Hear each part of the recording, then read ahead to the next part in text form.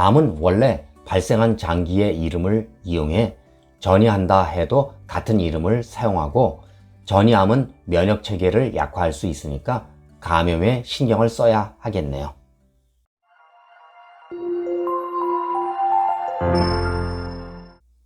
여러분 안녕하세요. 현명하신 구독자 여러분 감사합니다. KNL 기능의학TV는 질병의 원인 치료에 목적을 두고 있는 의학 정보를 과학적 검증을 거쳐 여러분께 최대한 많이 알려드리는 데에 초점을 맞추고 있는데, 그런 취지에 따라 이 채널을 방문하신 여러분께 다시 한번 감사드립니다. 그동안은 큰 주제에 대해 다루다 보니까 건강에 중요한 것들을 건너뛴 느낌이 들어서 많이 궁금해할 만한 내용 위주로 자료조사를 하고 영상을 제작하고 있습니다. 이번 영상에서는 암에 대해 전반적 내용을 다루려고 합니다. 궁금하시면 영상을 집중해서 보세요. 구독은 무료입니다.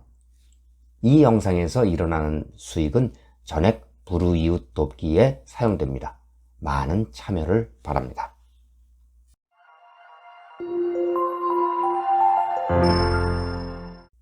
암은 신체세포 일부가 통제를 벗어나 무한분열하며 퍼지는 것을 뜻합니다. 암은 인체 모든 곳에서 생성될 수 있습니다. 우리 몸의 세포는 성장, 증식하며 노화되고 손상된 세포는 죽고 대체됩니다. 그런데 이 과정은 모두 통제되는데 암세포는 이를 벗어난다는 게 문제인 거죠. 암 원인은 유전적 변화로서 DNA 손상으로부터 종양이 생성되는데, 노화가 진행되면 암세포를 제거하는 능력이 떨어지므로 이에 대비해야 합니다. 노화는 그 어느 누구도 피할 수 없고 병에 걸리는 것보다 예방이 좋을 것이기 때문이죠. 기대 수명이 늘어나면서 노령 인구가 급속도로 늘어납니다. 하지만 노인 암 환자는 과소평가되어 치료가 어려워집니다. 암에 대한 과잉 치료는 부작용을 일으키는 것도 문제가 되고 삶의 질을 떨어뜨리는 게 문제죠. 그런데 과소 치료도 문제가 됩니다. 나이가 암의 주요 위험 요소이므로 노령 인구가 늘어나면서 노인 암 환자도 늘어납니다. 노령 인구가 늘어나지만 노령 인구에 대하여 독성에 대한 두려움 때문에 빈번한 과소 치료로 재발 위험이 증가하고 생존율 저하로 이어질 수 있으니까 문제될 수 있습니다. 노화는 면역 체계에 상당한 영향을 미친다는 점을 주목해야 합니다.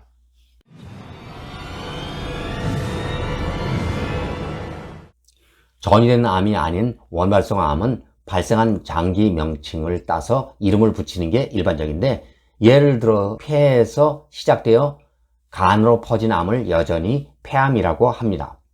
전이성 암은 원발성 암과 동일한 유형의 암세포를 가지고 있습니다.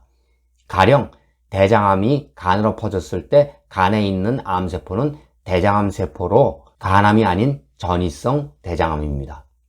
모든 암은 퍼질 수 있는데 전이성 암이라는 용어는 일반적으로 고형 종양을 설명하는 데에만 사용됩니다.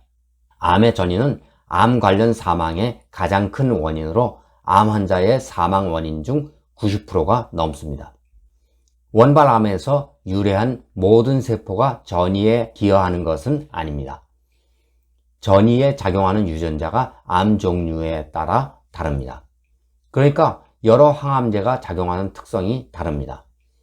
전이율이 높은 암은 저산소 및 무산소 영역을 가진 종양이 더 높으므로 산소 공급이 좋은 게 낫겠죠?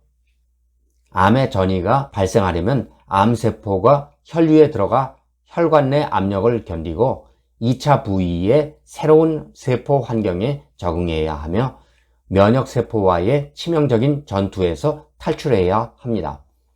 뼈 전이 진단으로 인한 평균 생존 기간은 흑색종은 6개월, 폐 6에서 7개월, 신장 12개월, 갑상선 48개월입니다.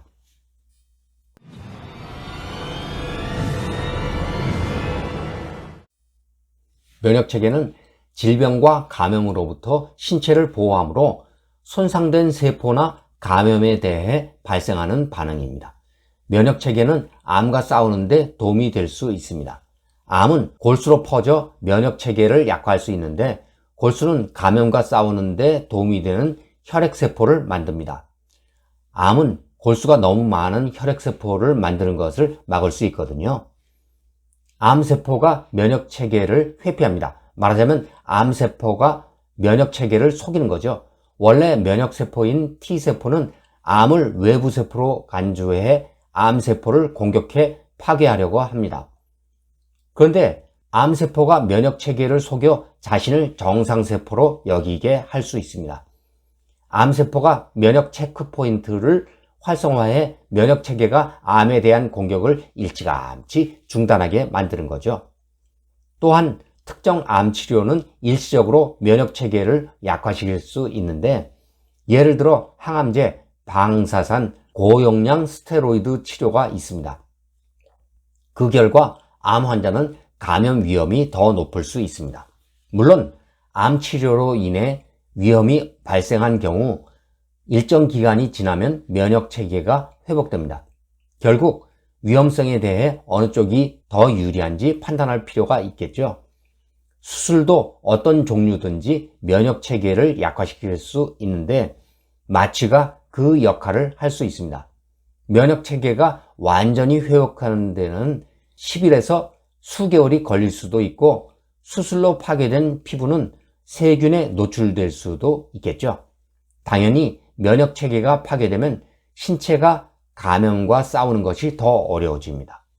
열이 오르고 38도씨 이상 체온이 오르면 의사를 찾아야 하고 손을 잘 씻어야 합니다. 손을 씻지 않음으로써 많은 질병이 퍼집니다.